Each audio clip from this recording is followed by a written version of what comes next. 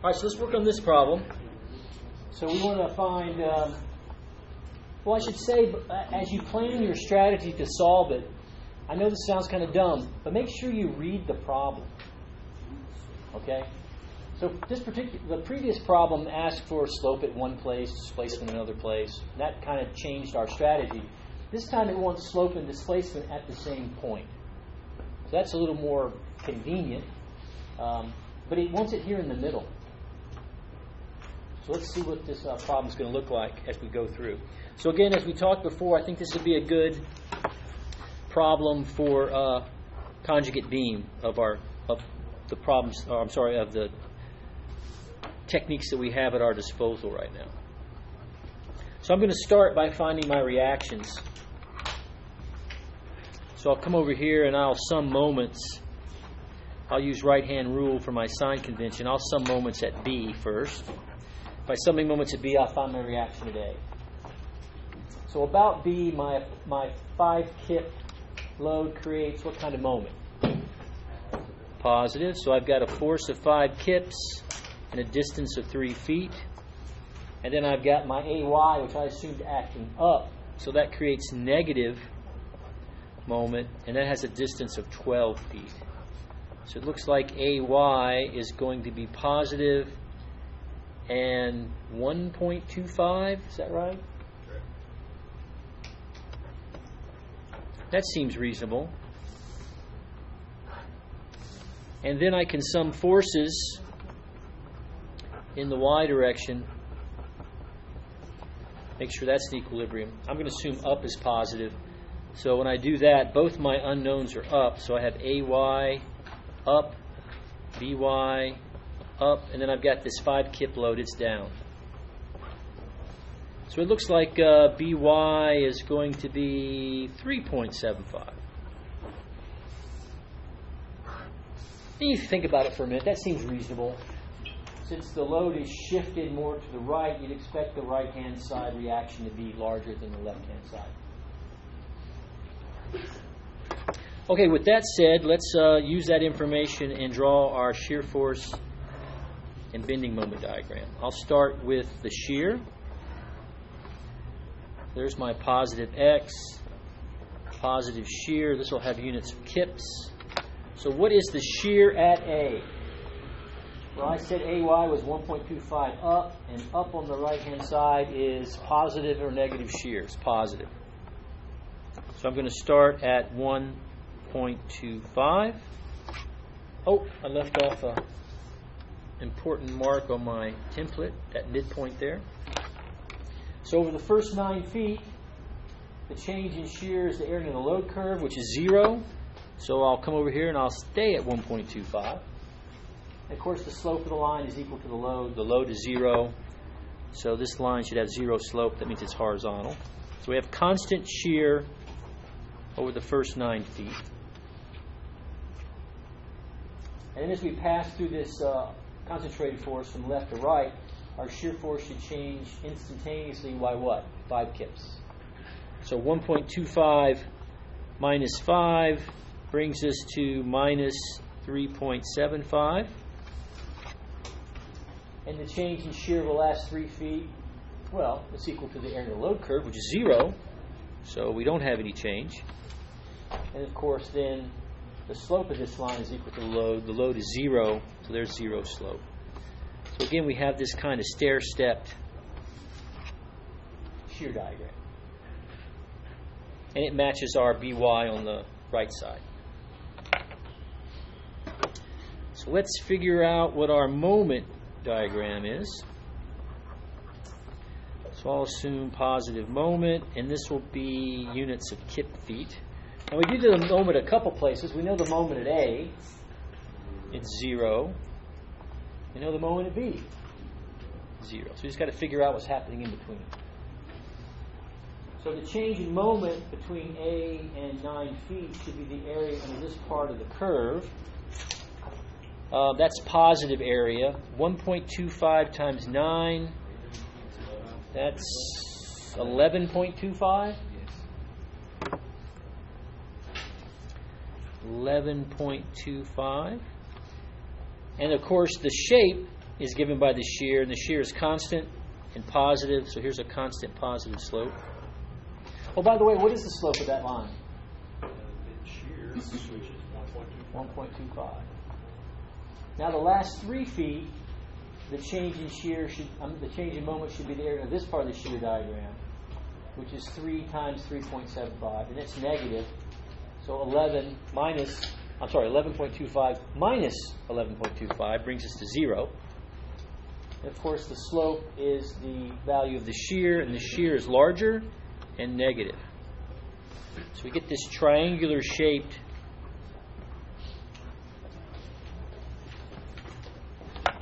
moment diagram. Any questions about that? So now let's build the conjugate beam. Let's go to conjugate land.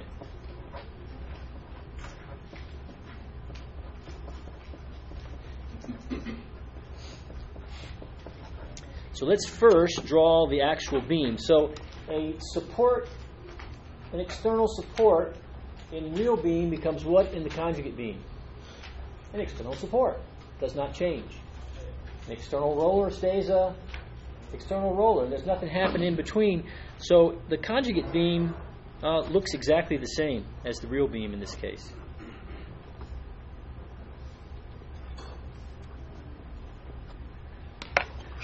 That's the geometry part. Now the loading is going to be, we're just going to pick up the moment diagram. We're going to drop it right on top of the beam.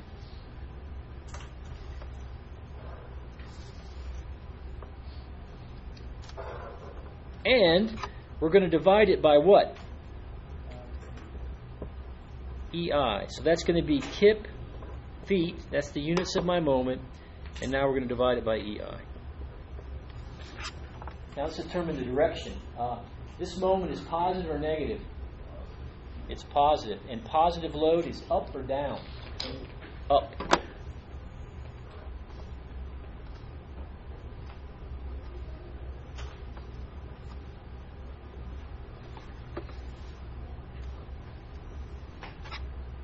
And just to remind you that this segment is 9 feet and this segment is 3 feet. Now remember, the problem now is that we have our conjugate beam developed, is we need to find the shear and moment at the midpoint. And remember, the shear and moment at the conjugate beam will be slope and displacement in the real beam. So let's do a little planning. If I were to cut this beam at 6 feet, which side do you want to work with, the left side or the right side? I think there's a clear winner here. It's the left side. That would simply be a single triangular shaped load, whereas the right-hand side would be a trapezoid, which we usually break into 2 forces, and an additional triangle. That would be 3 forces to deal with. So I think we're going to go left. So if we go left, what do we need? We need the reaction at A. Obviously, there is a reaction at B, but we're not going to be concerned with that. So how do I find my reaction at A? Yeah, and to do that, I'm going to have to break up my load probably in 2. I'll have one force that represents this larger triangular shape and one that represents the other one.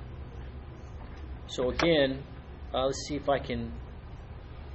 So I'll pencil one in here, call that F2, and pencil one in here, call that F1.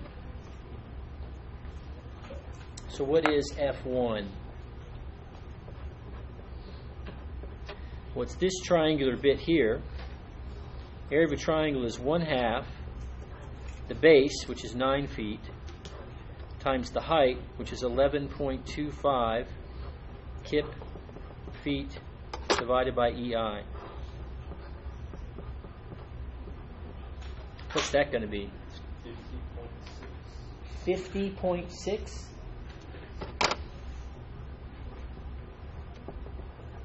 And that's going to be kip feet squared over EI. What about F2? Well, it's also triangular in shape. So again, the area of a triangle is 1/2 the base, which is 3 feet, times the height, which again is 11.25 kip feet divided by EI. What's that going to be?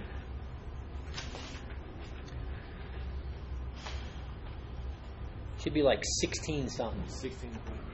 16.8? Anybody? Yeah, no, 16.9. 16.9? Anybody else get 16.9? We are good. I like it when everybody gets the same number.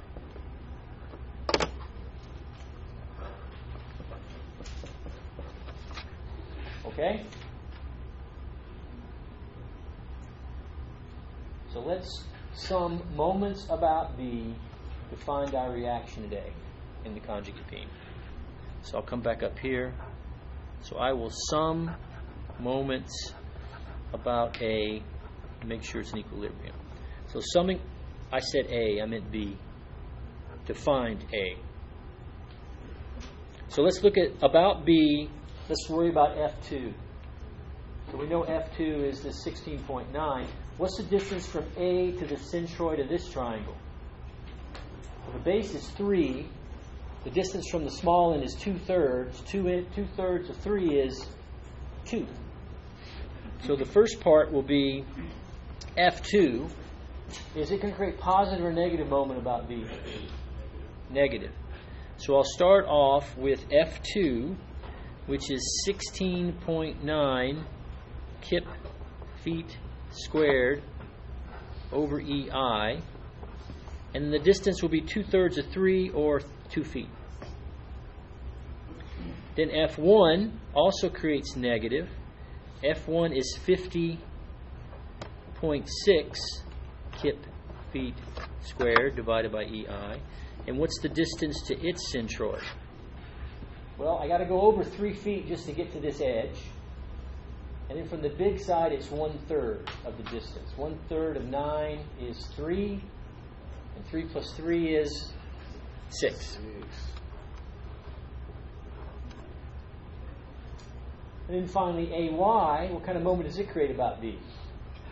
Also negative. Distance from B to A is 12. So we should be able to solve for AY. And it should be negative. I don't know what that's going to be. You guys are going to have to help me out. 25 to... I say it's 27 something. I'm just guessing. You like numbers, Mr. Head. Give me some numbers.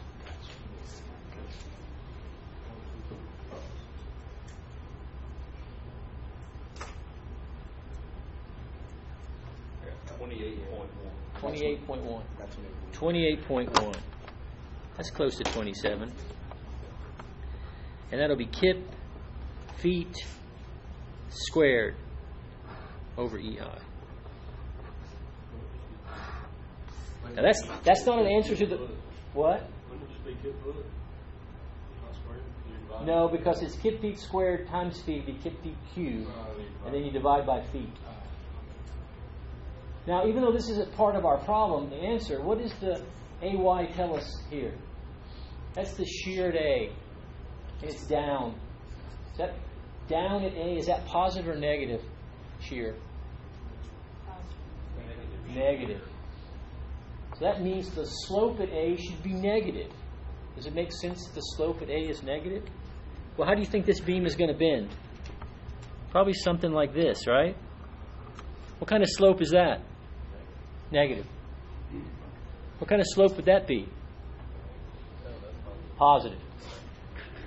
Now, we're not going to find BY, but if we did find BY, BY would be down, and down on the right side is positive shear. So it matches. Isn't that cool? Well, we just need that. That's the intermediate value. So now I'm going to cut this thing at the midpoint, and let's see what we get. This will be fun. I can see you guys are into it. So at 6 feet, I know what AY is. I assumed AY was up, but I got a negative value. That means it's down. And it should be 28 kip feet squared divided by EI.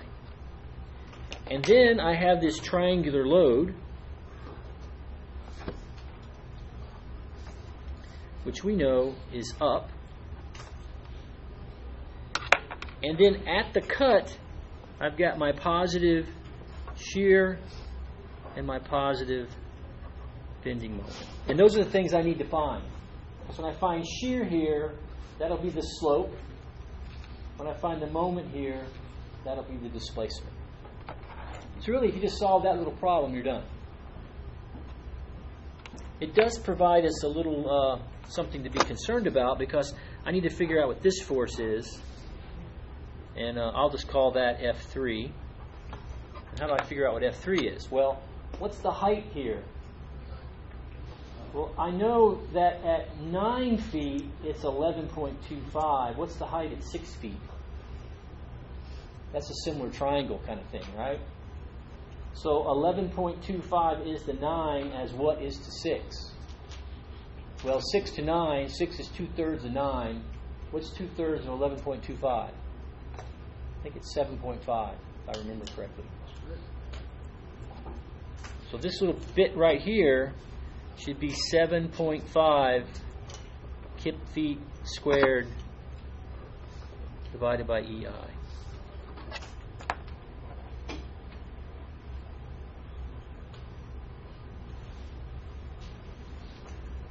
That means I can calculate F3. It's a triangle. 1/2 base 6 times height 7.5 kip feet squared divided by EI. And what does that equal to? Looks like 22.5. You guys get that?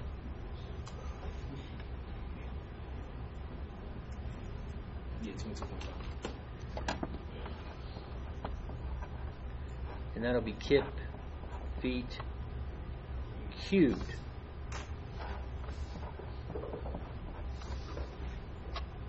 No, oops, I did that wrong. This is not squared. This is not squared. And this is 2. Sorry.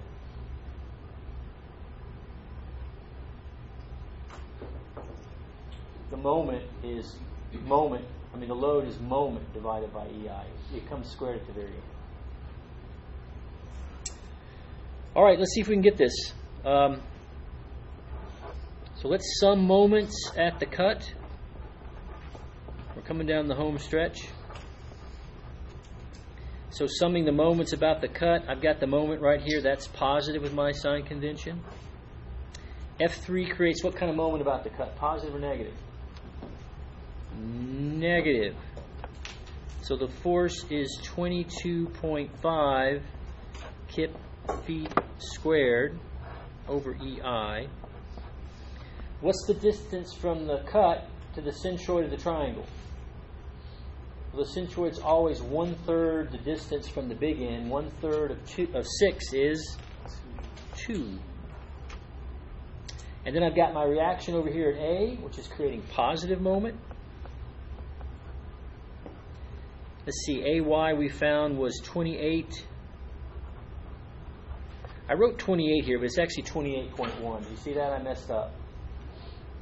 So I'll write it correctly here. 28.1 kip feet squared over EI. And the distance from the cut to A is 6 feet. So we should put all that together and we should be able to find the moment. I'm guessing the moment's going to be negative. 180 minus 50. Should be like 140 something. I'm guessing. Okay, I guessed. 123.6. And that'll be kip feet cubed over EI. So it came out negative. That matched our intuition. Now this particular problem gives you a value for E and I, but I think I'll hold on to that right now. We'll come back to that in a second. Now to find the slope, we just do what? We sum forces. Because remember, slope in the real beam is shear in the conjugate beam. So I'm just going to find the shear. I'm going to assume up is positive. So looking at my free body diagram, my shear is down, so that's negative. F3 is up, so that's positive. And that's 22.5 kip feet squared over EI. And then the reaction force is down, so that's negative, and that one is 28.1 kip feet squared over EI. So it looks like the shear is going to be equal to a pretty small negative value. Whatever 28.1 minus 22.5 is. What do you get? Well, I didn't hear it. 5.6. And that's going to be kip feet squared over EI. So what it's saying here at the midpoint, the displacement is negative, and the slope is what? Also negative. So we're starting off at a negative slope. We're staying negative. We're staying negative. At some point, we'll go 0 and then go positive. So we're to the left. We're still negative, so that means we haven't found the maximum displacement. This is not the maximum displacement at the midpoint, which makes sense. The load is shifted to the right. You'd expect the maximum displacement to be shifted to the right. Now, I want to go ahead and show you how to compute these values. But I've run out of paper. Let's see if I can find a piece. Anybody got a piece of white paper I can borrow? Like this kind of paper? Oh, look at that. Thank you. So let's do the moment first. So I'm going to transfer the moment. Now remember, the moment in our conjugate beam really maps to displacement in the real beam. And that's going to be equal to minus 123.6 kip feet cubed, and then we're going to divide by EI. So I'm going to slide up here now, and I'm going to divide that by E and I.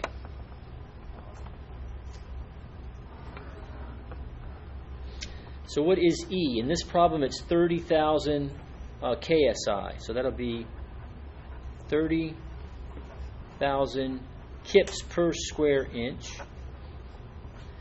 And then I is 800 inches to the fourth. That's a big beam. Now I've got feet cubed and I got a bunch of inches, so I'm going to convert that. So I'm going to say 1 foot cubed is 12 inches cubed, and 12 cubed is 1728. So we should be left with the units of just inch. What's that equal to? It's going to be kind of small. Like really small.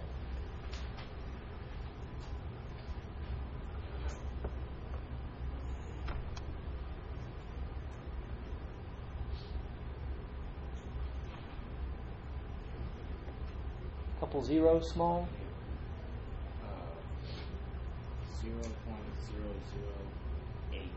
0.008. 008? Anybody else get that? That's good enough for me. 8 thousandths of an inch. That's tiny.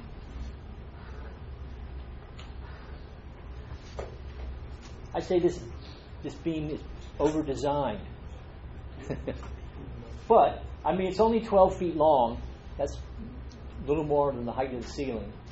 With a beam that has 800 inches to the fourth, that is a humongous beam. And you're only putting 5,000 pounds on it. So it's hardly even moving. You wouldn't even be able to feel it move. You wouldn't even be able to see it. It'd be hard to measure that even. All right, so we know that the shear in the conjugate beam is the slope in the real beam. If I remember correctly, the slope was minus 5.6. So this will be minus 5.6. And this is going to be kip feet squared. And now we're going to do the same thing. We're going to divide it by E and I. So E hasn't changed. It's still 30,000 kips per inch squared. I hasn't changed. is still 800 inches to the fourth. But now we have feet squared instead of feet cubed. So that means 12 squared, which would be 144. And all the units cancel. And I have a feeling this is going to be tiny too. It's going to come out negative, and I'll go ahead and start with 0 point. You guys tell me how many zeros and what the number should be. 4 zeros and a 3, and that'll be in radians. That's a pretty small angle.